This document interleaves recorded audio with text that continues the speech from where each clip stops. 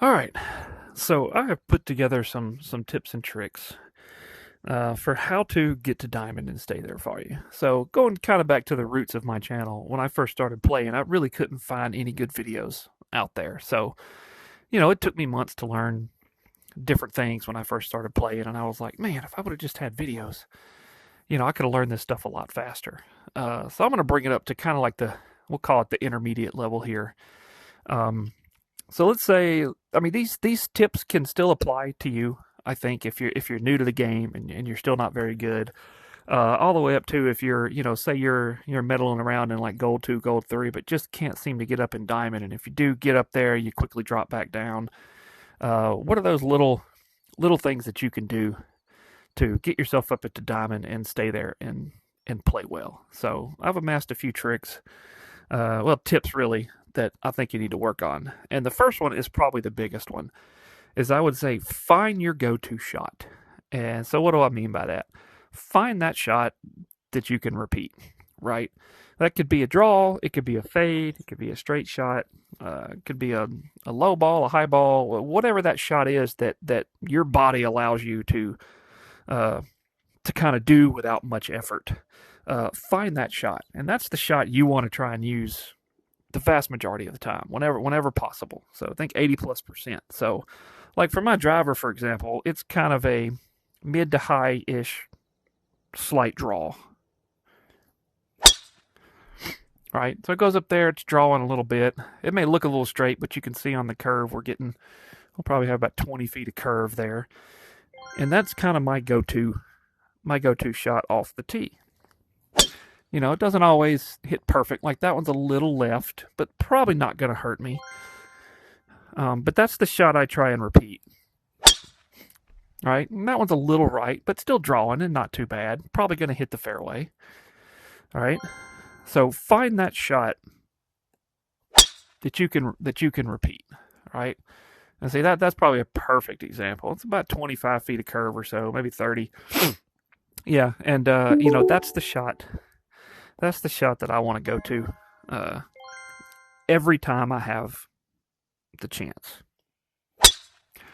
All right, it's a shot I feel I can repeat and get myself a good result. Okay, so that shot could be a little different. Let's drop down here to an 8-iron, and for some reason it's putting it on the tee. I don't know. This might be a bug in the practice range, but we'll hit it anyway. With my 8-iron, it's kind of the same. A lot of my clubs work the same. All right, hit that high. You can see how it's kind of drawing, and I've kind of figured out the distance on that shot. Right, it may be what's advertised. It may be the 162 yards is advertised, maybe 155. Maybe you hit a little lower and you go 168. But whatever that is, you kind of figure it out and hit that. And see, I hit that high little draw. Right, that's my go-to shot. Right, if I come down here to my hybrid, all right, now it's got me on the ground. This one tends to go a little straighter for me. Right, but I know that with this club, and that's my go-to shot. I don't try and fight it. I try and use that same swing. I just know how the ball's going to react. Right? Maybe even a little fade on it. But that's how my 5-iron, my 5 hybrid works. Right? And it tends to land a little short because it goes a little higher than normal. But I know that. Right? So that's my go-to shot with this club. So, like I said, you might have a little bit of a different shot from your driver to your mid-irons, all the way down to your lob wedge, but find that go-to shot. And if you're not hitting that shot shape and that shot 80% of the time, it's not going to work for you, right? So find that go-to shot. All right. So our next tip that we have is set yourself up for the yardage that you want. All right, let me give you a couple examples. Let's say you get up to a 336 yard, pretty flat par 4, right? Now with your driver, let's say you can't reach the green. Say it's uphill and you're going to be about 40, 50 yards out. Well, if you're really awesome with your pitching wedge, pull out a club that's going to put you around 135. Hit that club. Give yourself a pitching wedge into that green versus trying to hit a 40, 50 yard shot. Right, so say you're also at a say 400 yard par four. Well, if you hit the driver, and it goes well, if it rolls, maybe you're at 70 yards. Well, what is that shot you want to hit, right? And you got to do it within reason, because on most, especially if you're playing from the back tees like you will a lot in pro mode, chances are you're not going to have a lot of opportunities to go, well, 80 yards is my jam. That's my favorite one. I love that yardage. You're not going to have a lot of opportunities on a lot of holes to get it as close as 80 yards. So I would say somewhere in that neighborhood of pitching wedge, 9-iron, 8-iron, one of those clubs, regardless of what that is. If it's that pitching wedge, try and put yourself at a pitching wedge distance. Because if you're awesome with the pitching wedge, give yourself that club. Put that club in your hand, right? Don't just get up on every single tee box and just whack a driver every single time. Do a little planning and go, okay, well, I know how long this hole is. I know pitching wedge is my best club. Let me try and hit whatever that is, whether it's driver, 3-wood, 5-wood, or even an iron, to get myself to that distance, to give me the best chance to hit it close to the hole. All right, my next tip here is learn the flop shot. And I would say, just like that go-to shot that I talked about earlier, that you want to go to most of the time, you want to go to a little bit of a flop shot, I think, on your lob wedge. So let's take this particular situation here, right? And if we hit a normal wedge like that, we could roll way past the hole. So you see, that's, we landed way short and rolled 20 feet past the hole. I'm not saying you have to hit a flop shot like this, right? That's not what I'm talking about, right? Although you can see how well it turned out. What I am saying is, instead of having your club face square, you're going to want to turn it open about like that. You're going to want to put some little height and work on your distance. All right, work on your distance to where you can land it and roll it up. So you can see that one rolled all the way up to 3 feet, right? And I feel like I have a lot more control when I open up that blade about 10 or 15 degrees there, and I put a little height on it to stop that roll. And I feel like I can hit it closer with that shot than I can. Because if I had this one right here and I try and do the normal close shot, maybe I can, but let's see how far. Where does that one go? Okay, that still went 7 feet by. But if I open up that flop shot and I control that distance, because see, you're less worried about rollout when you hit a shot like this with the little flop, and you are your distance. So I'm gonna try and hit that 18-yard shot here.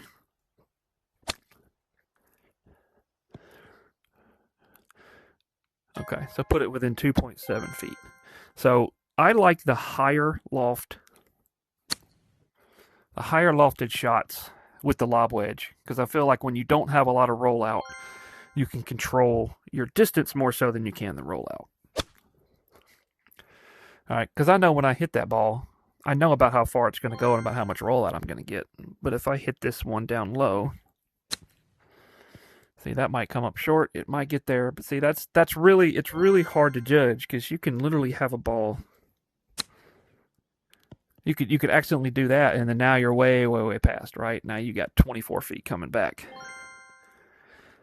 But if you kind of master that little flop shot where you reduce the rollout, I think you're going to find you're going to do a lot better around the greens. So don't hit it with the square club face. Don't open it way up like this unless you have to. Somewhere in between, right? So that you get that high loft. You can focus on the distance that you want to hit it. And I think you have a much better chance if you're hitting that kind of that mid flop shot versus trying to roll it to the pin. Because especially when you're dealing with slope, sometimes the ball can get away from you. So there's that tip. Learn how to hit that medium type flop shot and use that every chance you get around the green. All right. Now let's take this hole, for example. It's actually a par 5 because we're up close. But maybe this is a par 4 or something like that, I know that there's no way I can get close to that hole. So there's two things working against me. One, if I go to the right, I'm in the water. If I go to the left or even down the middle, I'm going to have that odd distance.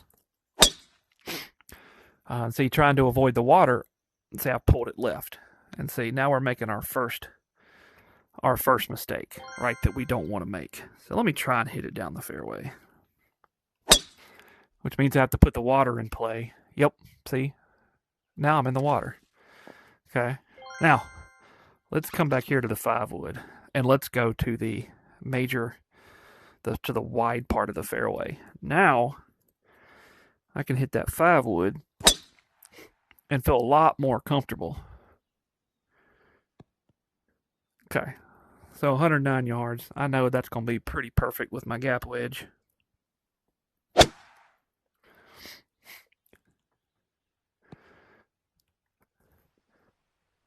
Ooh, that one spun back a little bit, but at the very least, I'm right here with a very, very realistic chance at birdie. Now let's say we are successful with the driver. Oh, I don't even know if that's going to be. Nope, that's not. See? Making my own point for myself here. Okay. So I had four drivers, only one of them worked. Now I'm in a little bit of a predicament. And this brings me to my next tip. Avoid shots you are not good at like the plague. So what are those for me? And I have a feeling this is probably pretty common across the player base. But those 30 to say 60 yard chip shots like this, or even worse, if we were back here in this bunker, that 30, 40, 50, even 60 yard sand bunker shot. See, if we were right here in this bunker, this would be a horrible shot. I'd have to swing hard because I can't let it go in the water, which could be its own problem. All right, so we look at this par 3. You can see this whole thing goes away, right toward the water. So this is a very dangerous pin, especially if you're on the back tees and you're looking at like 200 yards.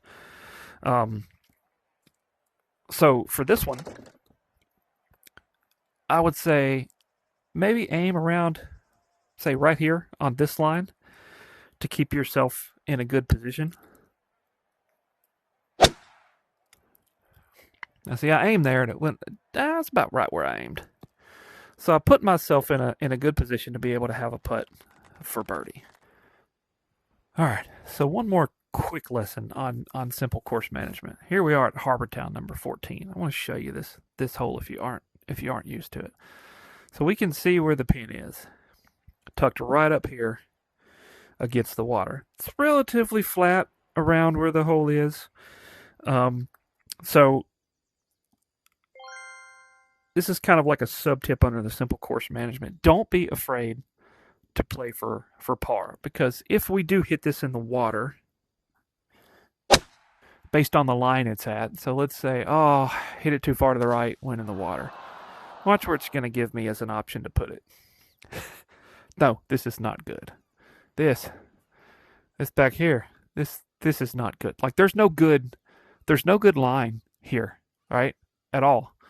Like no matter where you go, there's no good line. So you're kind of either forced to risk that shot or go back and play it here. So there is no shame in playing for par. So all right, so now that we've seen what this hole can do if you hit it in the water, it does not give us a place that we can drop. We'd probably hit trees on the way in, might go in the water again, and now all of a sudden we've turned this hole into a 7 or 8.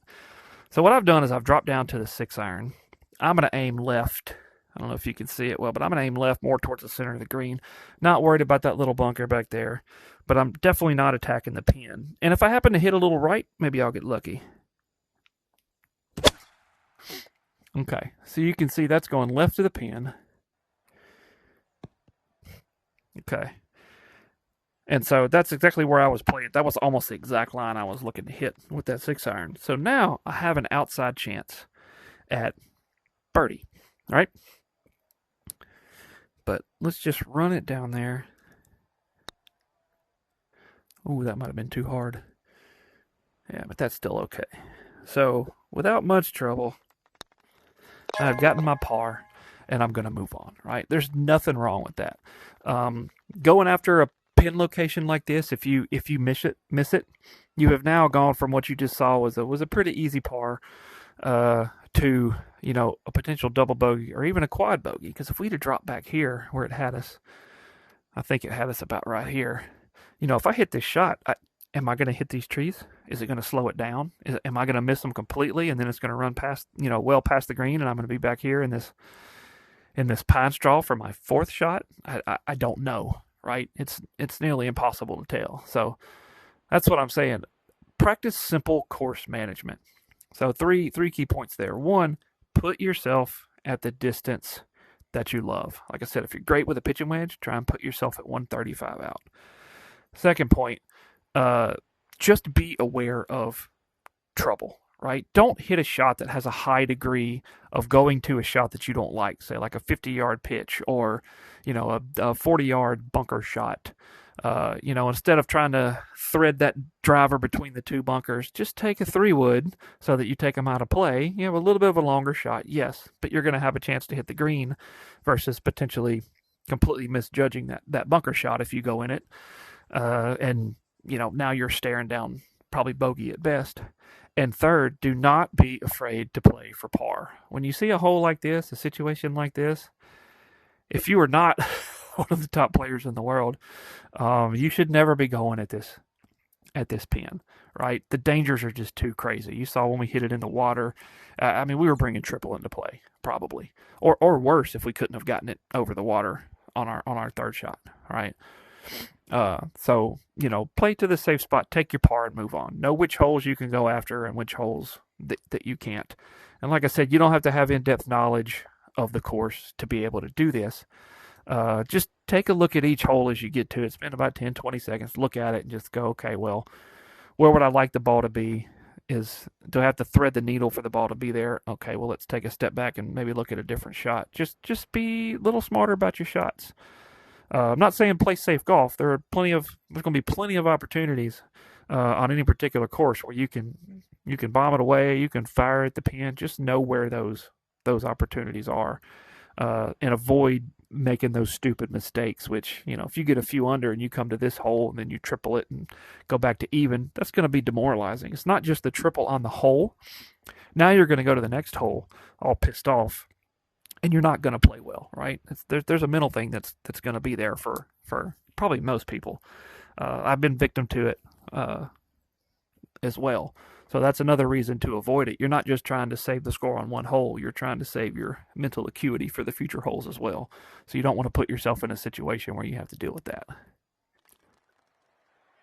All right. So this brings me to my last tip. Know when you're not going to make a putt, right? Now, every putt is makeable, obviously, but one of the things that we want to look at is, I came here because this is kind of an extreme example. Let's say we putt and we try and make this on a decent line. Okay, now if we miss it, watch what this ball's doing. So this ball's going, we're 12 feet away. All right. So what we want to try and do here is go, I don't want a 12-foot putt coming back that's going to break. So I'm going to try and, where I want to be is right below the hole with more of kind of a straight putt if I'm going to be left with another putt. So I'm not necessarily trying to make this. I'm trying to put this above the hole to where it can fall back down. Now, if I would have made it, great. But if not, 7 feet is a lot better, and I would much rather have this nice, straight, uphill putt than one, say, over here. All right, because if I was over here, look at what this putt is. This is going to be another one that's going to be nearly impossible to make, right? Most of the time. So, again, learn when you've got a putt that